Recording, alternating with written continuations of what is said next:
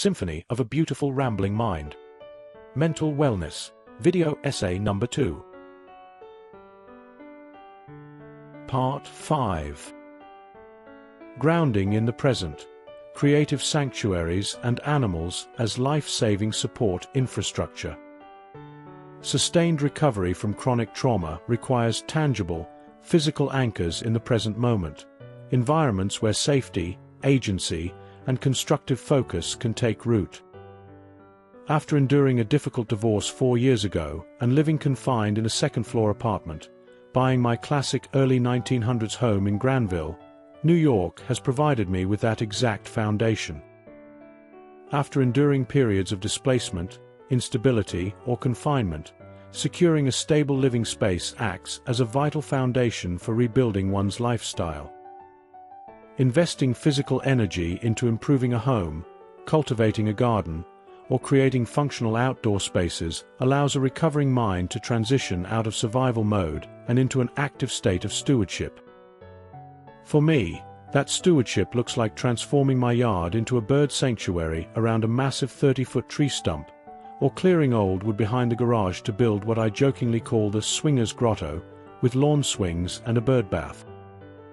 Creative, light-hearted projects, such as building bird sanctuaries, building garden grottos, or engaging in humorous personal woodworking, serve a surprisingly profound psychological purpose. When a person chooses social boundaries to protect a fragile nervous system while rebuilding trust, engaging in joyful, creative home projects provides constructive purpose without the stress of interpersonal conflict. Humor and creative expression are powerful therapeutic tools that restore light-heartedness and play to a life previously dominated by threat and hypervigilance. Beyond physical space, the presence of companion animals frequently serves as a critical, life-saving intervention for trauma survivors.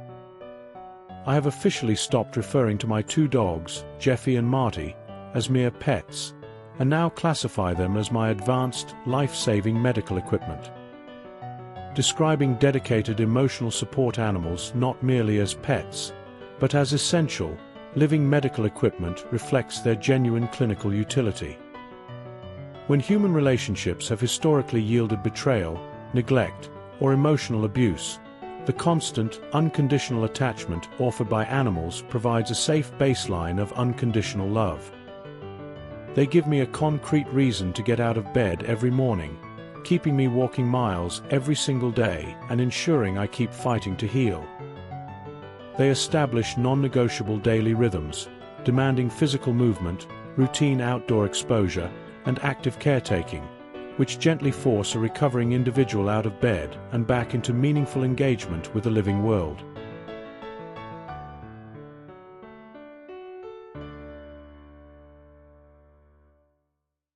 Part 6. The integration of philosophical frameworks and clinical purpose. At the heart of deep psychological recovery lies the capacity to translate individual suffering into universal, meaningful frameworks. With a master's degree in clinical therapy, my mind naturally filters personal struggles through these universal concepts, turning pain from an isolated burden into a lens for understanding the broader human condition. When a person bridges the worlds of existential philosophy and clinical therapy, personal pain ceases to be an isolated burden. Instead, it becomes a rich lens through which the broader human condition can be understood and healed. Navigating the ultimate questions of existence often leads to a balanced, intellectually humble stance, such as an agnostic perspective that acknowledges the limits of human knowledge. I consider myself an agnostic Christian, recognizing that while dogmatic certainty and absolute atheism both carry intellectual hubris, leaning into even a tiny 1% margin of hope offers vital protection against despair. While pure dogmatic certainty and absolute atheism can both carry a degree of intellectual hubris, embracing the fundamentally unknowable nature of a higher power allows room for genuine hope.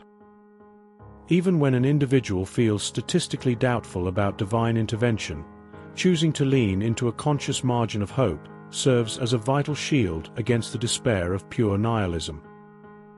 Believing that life may possess underlying purpose and meaning provides the spiritual stamina needed to heal a fractured mind and body. In clinical practice, this deep existential grounding pairs powerfully with a rigorous mastery of psychological science. I become completely alive studying clinical evolution, having thoroughly mastered the DSM-V and eagerly anticipating how the upcoming DSM-VI will address modern challenges like screen addiction, social media disorders, and digital self-image pathologies. As diagnostic literature evolves, transitioning from established models like the DSM-V toward future frameworks designed for the modern era, practitioners must adapt to contemporary psychological realities. Understanding emerging diagnostic clusters, such as screen addiction, social media disorders, and digital self-image pathologies, is essential for addressing the unique mental health struggles of the 21st century. A clinician who stays at the cutting edge of clinical literature is uniquely equipped to meet patients where they are today, rather than relying on outdated paradigms from decades past. My long-term ambition remains firm, returning to academic study to earn my doctorate in psychiatric medicine, forging the fire I survived into a clinical tool to serve others. Ultimately, the process of healing transforms lived trauma into a profound professional asset. When an individual endures intense psychological torment, survives, and rigorously educates themselves in clinical healthcare, that trial by fire becomes a forged weapon of empathy and expertise. To effectively serve others, a person must first execute thorough service to self, restoring their own physical, emotional, and mental stability. By grounding personal recovery in a utilitarian commitment to the greater good, individual healing becomes the essential prerequisite for making a lasting, positive impact on the world.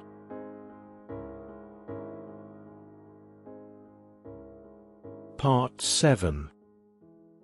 Music as a metaphor and therapeutic canvas for human expression. Music serves as the ultimate therapeutic canvas where abstract philosophy and lived trauma intersect. Thanks to my high-end Casio Selviano digital upright piano, my technical skills are finally matching my creative ambitions, turning my instruments into vital vessels for processing complex human emotion. When technical proficiency meets deep creative ambition, whether sitting at a piano or an acoustic guitar, an instrument becomes far more than a tool for entertainment.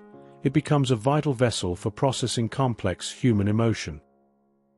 Art in all its forms is designed to honor the full spectrum of the human experience, spanning from quiet joy to the darkest, most visceral realities. In my arrangement, Greensleeves of Bitter Descent, I stripped away the 400-year-old passive longing of the original tune, transforming it into a dark narrative tracking the painful, structural collapse of my 10-year marriage. By taking traditional, centuries-old melodies and reimagining them with modern narrative themes, an artist can process profound personal grief, such as the collapse of a marriage or the aftermath of relational trauma.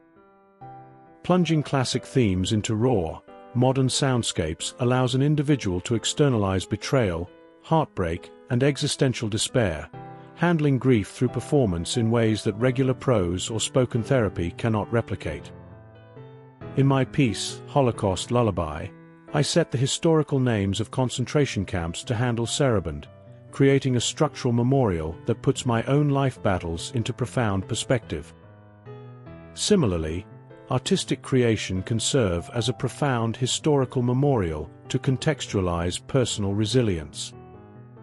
Diving into the study of history's deepest atrocities, such as the horror of the Holocaust and the tragedy of concentration camp victims, forces a powerful confrontation with the absolute limits of human endurance. Setting the historical memory of such places to classical arrangements, like Handel's Saraband, honors the victims while offering the artist a humbling, necessary sense of perspective. Reflecting on how human beings found the fortitude to survive through the most unfathomable historical horrors reminds an individual that they, too, possess the internal strength to navigate their own personal battles. Beyond custom compositions, engaging deeply with complex music theory offers a profound sense of psychological grounding. My technical passion for the Baroque era centers heavily on basso ostinato, where repeating ground bass lines provide an unwavering foundation beneath chaotic thoughts. The Baroque era, in particular, relies heavily on structural techniques like basso ostinato, a repeating ground bass line that creates a predictable, unwavering foundation beneath an evolving melody. Whether playing the 8-chord ground bass of Pachelbel's canon in D or watching Handel's Passacaglia step flawlessly through the circle of fifths in G minor, that structural symmetry grounds my mind when life feels chaotic. Whether it is the foundational 8-chord progression of Pachelbel's canon in D or the mathematical brilliance of Handel's Passacaglia, stepping methodically through the circle of fifths in G minor, structural symmetry in music acts as a stabilizing force. When the internal mental landscape feels chaotic or overwhelmed by trauma, immersing oneself in predictable, beautifully structured musical geometry anchors the mind, providing order, predictability, and deep emotional peace.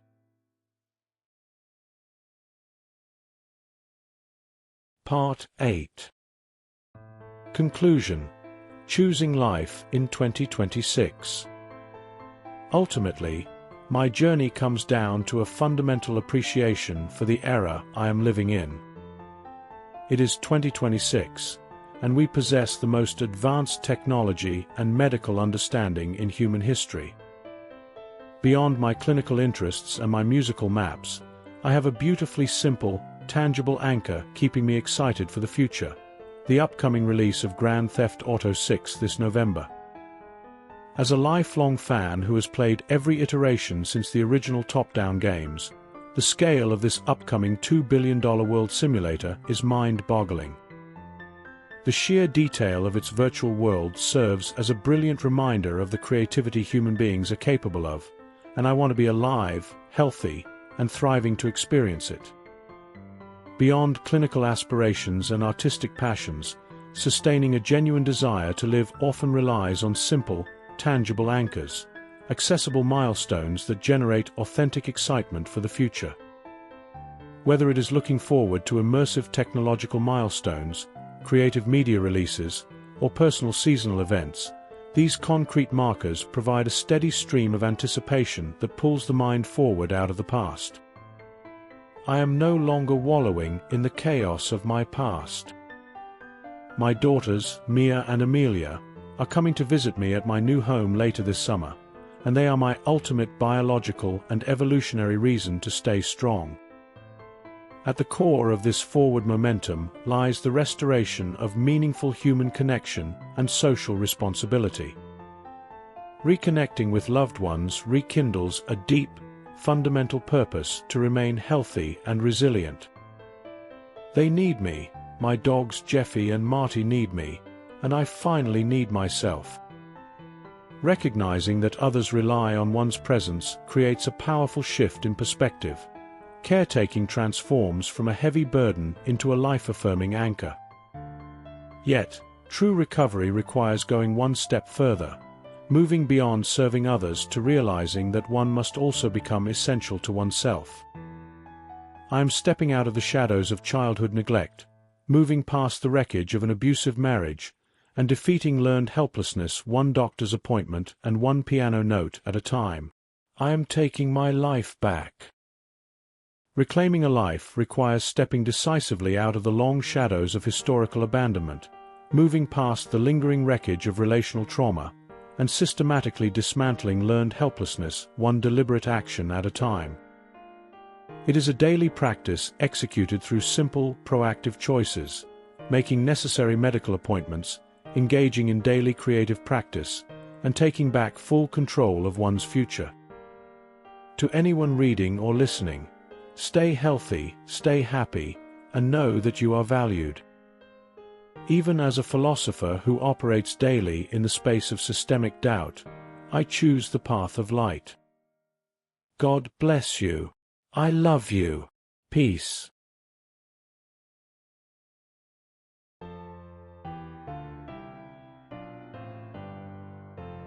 Part 9. Closing reflections. The peer-to-peer synthesis.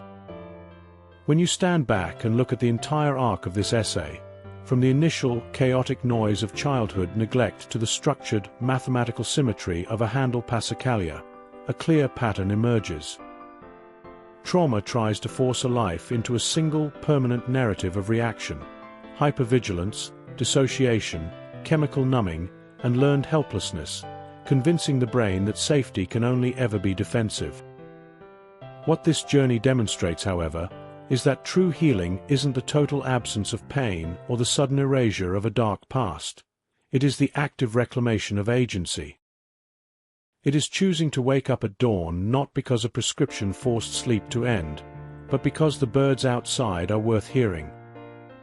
It is taking the overwhelming noise of a hyperactive mind and channeling it through the predictable, grounding mechanics of basso ostinato or the structured rigor of clinical diagnostics. It is looking at a body that has carried silent physical agony for years and deciding that sucking it up is no longer an acceptable survival strategy. Ultimately, using one's own life as a case study reveals a simple truth. We are not bound to remain the debris of someone else's unaddressed generational cycles.